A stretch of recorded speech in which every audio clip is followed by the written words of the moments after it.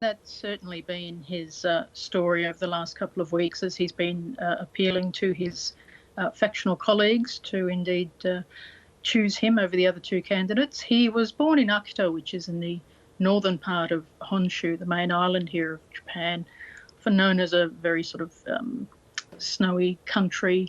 The Akita dogs that people might be familiar with come from there as well.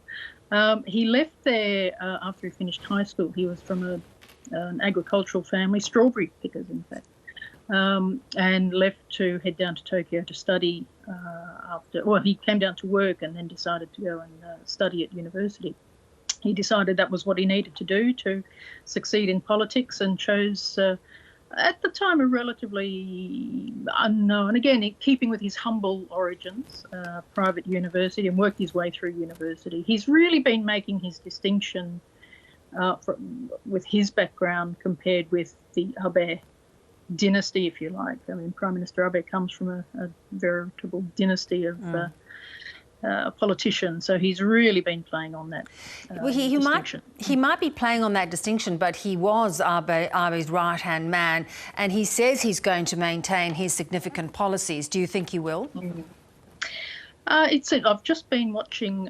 He's just on the TV at the moment as we speak. I've turned the TV off. It's okay. But yes, he's just reiterating some of what he plans to do. Obviously, at the moment, the coronavirus, or COVID, as we refer to it, is still top of his agenda. He still wants to see, and indeed, just with the TV now, just speaking to people in the street, that's their major concern. He's very much more, I guess, a domestically oriented politician than Prime Minister Abe, who had a much bigger international. And that's a critical point you make, because Abe was sort of juggling the relationship between the US and then, of course, China on the other hand. Mm-hmm. Does that remain a significant challenge for Japan? I think it will.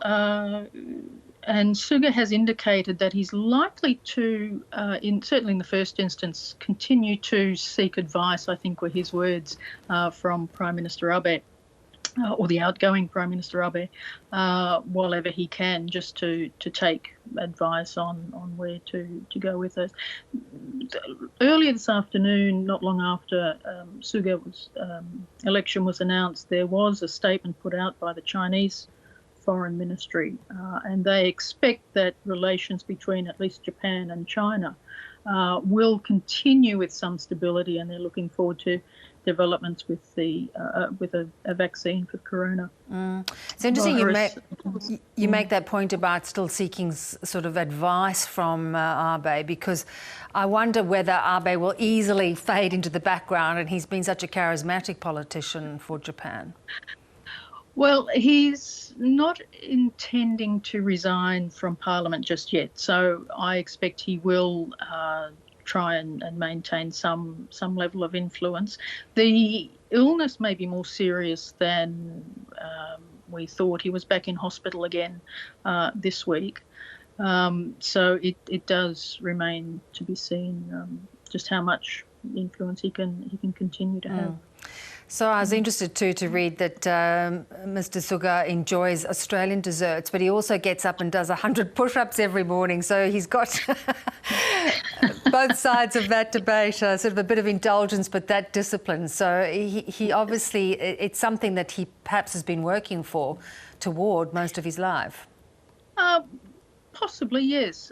He's certainly in the last. I think he was surprised that he ended up as cabinet secretary for 7 years and 8 months in lockstep with Abe.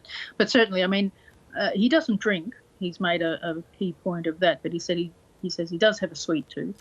And yes, this regime that he has, they've been putting it in the paper in the last couple of days, and it's really quite a strict regime for someone who's 71. He is 71. I'm not quite yet.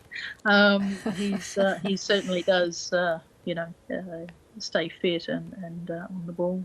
Yes. It will be an interesting time to see whether or not he can move out of the shadow of having been the government spokesperson for nearly 8 years to government leader. Will be the big question. I think that will be his big shift he'll need to make. Yes, whether he can come out of his shell, so to speak. Good to talk. Thank you so much. Thank you.